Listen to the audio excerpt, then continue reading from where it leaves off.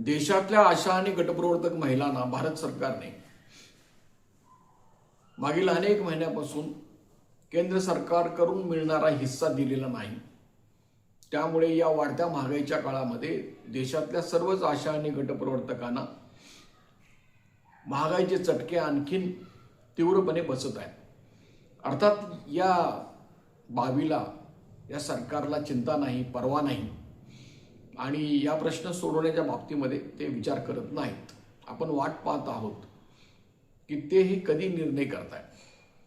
हे एका बाजूला घडत असताना आपण असं पाहतोय, दुसऱ्या बाजूला जगामध्ये जवळजवळ महायुद्ध सुरू आहे।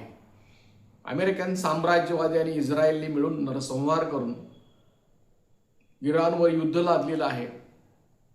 जोरदार टक्कर चालू आहे आणि इस्रायल आणि अमेरिकेला दररोज पराभवाच्या छायेत जगावं लागत आहे।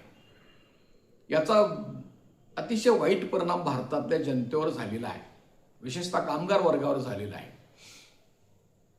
जे गॅसचे दर वाढलेले आहेत, कितीही ते सांगत असले की पेट्रोलचा साठा आहे, डिझेलचा साठा आहे, तरी एकूणच महागाई वाढलेली आहे आणि या वाढलेल्या महागाईच्या काळामध्ये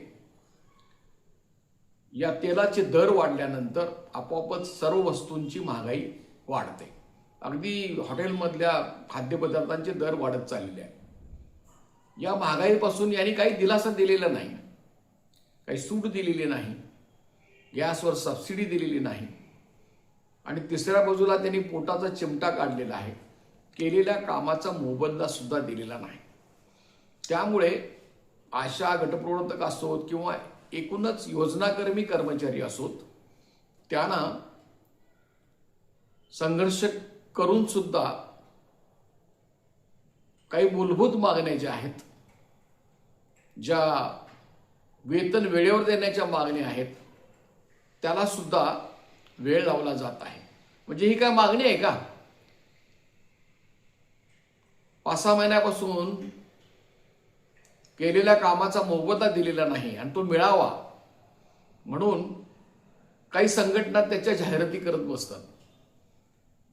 आता ही काय मागणी आहे का? त्यांची जबाबदारी आहे सरकारची, त्यांनी ही पूर्ण केलेली नाही आणि सरकारनं जी जबाबदारी पूर्ण केलेली नाही ती करतायत म्हणून स्वतःचं कौतुक करून घेणं याच्यासारखं दुर्दैव दुसरं नाही। हे सगळं घडत असताना आपण एक लक्षात घेतलं पाहिजे की ग्रॅज्युटी कायदा जो आहे तो सर्व योजना कर्मचाऱ्यांना लागू आहे। ही काय भिक्षा नाही। ग्रॅज्युटीचा अर्थ काय आहे की त्या ग्रॅज्युटी कायद्यामध्ये दिलेला आहे की कायम कर्मचारी असो, कंत्राटी असो, तात्पुरता असो, ज्यानं वर्षभर काम केलेलं आहे, किमान वर्षामध्ये 240 दिवस काम केलेले आहे, त्याची नोकरी समाप्त होत असता त्याला वर्षाला 15 दिवसाचा पगार शेवटचा जो मिळत होता तो देणे, ही त्यांची नैतिक जबाबदारी हा कायदा आहे। परंतु या योजनाकर्मी कर्मचाऱ्यांना हे सरकार देत नाही। निर्लज्जपणे त्यांचं म्हणणं असं असतं की तुम्ही आमचे कर्मचारीच नाही, म्हणजे आमची नेमणूक तेच करणार, आम्हाला रोज कामं तेच सांगणार, सक्तीनं आमच्याकडनं कामं करून तेच घेणार आणि तो मी नव्हेच सारखं एकदम सांगणार की तुमचा आमचा काही संबंधच नाही। आणि असं त्यांनी सुप्रीम कोर्टामध्ये सांगण्याचा प्रयत्न केला, परंतु ते यशस्वी झालं नाही। कोर्टाने सांगितलं ठासून की अंगणवाडी कर्मचारी किंवा योजनाकर्मी कर्मचारी जे आहेत त्या शासनाच्याच कर्मचारी आहेत आणि त्यामुळे त्यांना ग्रॅज्युटी कायदा लागू होतो। आता हा निकाल होऊन सुद्धा 4 वर्षे झालेली, तो सगळ्या देशातल्या अंगणवाडी महिलांना लागू आहे आणि भारत सरकारच्या आरोग्यविषयक खात्याच्या मार्फत त्याचं नियंत्रण केलं जातं अंगणवाडीचं। दुसऱ्या बाजूला आशा आणि गटप्रवर्तकांचं कामाचं नियंत्रण सुद्धा हे शासनामार्फतच केलं जातं। अंगणवाडी महिला असोत किंवा आशा असोत, गटप्रवर्तक असोत, त्या लहान मुलांचं आरोग्य, संगोपन, आहार, पोषण यासंबंधी कामं करतात। आशा आणखीन पुढे जाऊन जनतेची कामं करतात। आणि त्यामुळे की कामाचं स्वरूप समान आहे म्हणून हा जो निकाल सुप्रीम कोर्टाचा आहे लागलेला,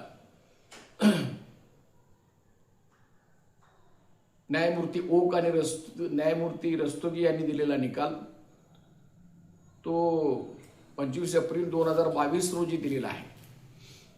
आणि त्या निकालाच्या आधारावर आशा गटप्रवर्तक महिलांनी आतापासून प्रयत्न केले पाहिजे, नाही त्यांनी लावून धरलं पाहिजे. आता काम करणाऱ्या आशांची जबाबदारी आहे, गटप्रवर्तकांची जबाबदारी आहे की त्यांनी ज्या निवृत्त झालेल्या आहेत त्यांना काही आधार देण्याची गरज आहे.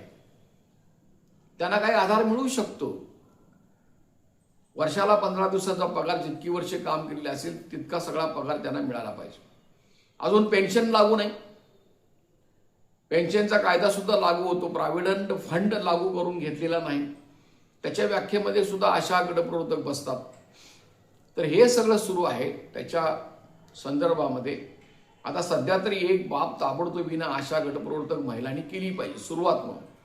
तुम्ही तुमच्या भागातल्या ज्या रिटायर झालेल्या आशा असतील त्यांच्याशी संपर्क करा, गुगल फॉर्म पाहून संघटनेकडे पाठवून द्या.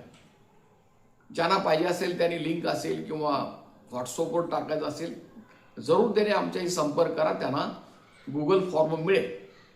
गुगल फॉर्मचा अर्थ असा आहे की तुम्ही दिलेली सर्व माहिती आम्हाला डायरेक्ट नोंदवता येते आणि त्यामुळे की डाटा गोळा करणं सोपं होतं. आणि असं केल्यानंतर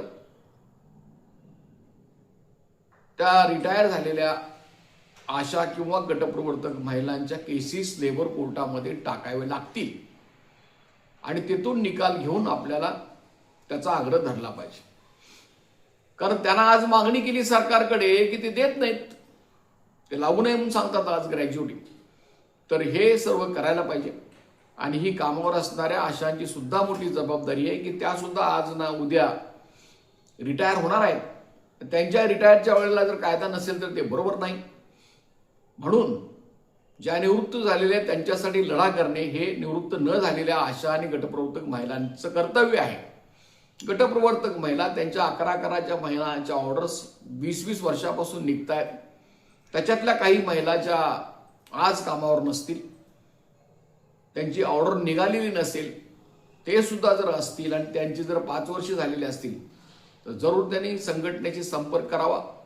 आणि ग्रॅज्युएटीचा विषय आपण हाताळत आहोत. त्याचबरोबर प्रॉव्हिडंट फंड लागू होण्याच्या बाबतीमध्ये, भविष्य निर्वाह निधी लागू करण्याच्या बाबतीमध्ये आपण संबंधित आयुक्तांना निवेदन देणार आहोत आणि त्याच्याबद्दल सुद्धा मागणी केली पाहिजे. तर त्यामुळे की हे एक महत्त्वाचं काम आहे. पगार मिळालेला नाही खरं आहे, त्याच्या विरुद्धचा संघर्ष करायला लागणारच आहे. एक विषयासंबंधी अलग अलगपणे स्वतंत्रपणे जोर देऊन त्याची मागणी केली पाहिजे. अन्यथा 50 मागण्या करायच्या आणि कुठलीच मागणी मान्य होत नाही, याला काय अर्थ नाही. एकाच वेळेला अनेक मागण्या केल्या पाहिजेत बरोबर आहे, पण एक मागणी लावून धरून ती मागणीचा शेवट आपण केला पाहिजे, निर्णय लावून घ्यायला पाहिजे. तर या दृष्टिकोनातून आपण सर्वांनी प्रयत्न करावेत.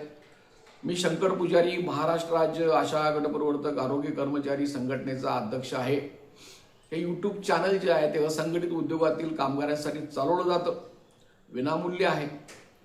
तुम्ही सबस्क्राईब केलं तर तुमचं काही नुकसान होणार नाही, उलट बघणारे जे आहेत त्यांना एक ताकद तयार होईल. त्यामुळं तुम्ही हे यूट्यूब चॅनल सबस्क्राईब करा, लाईक करा,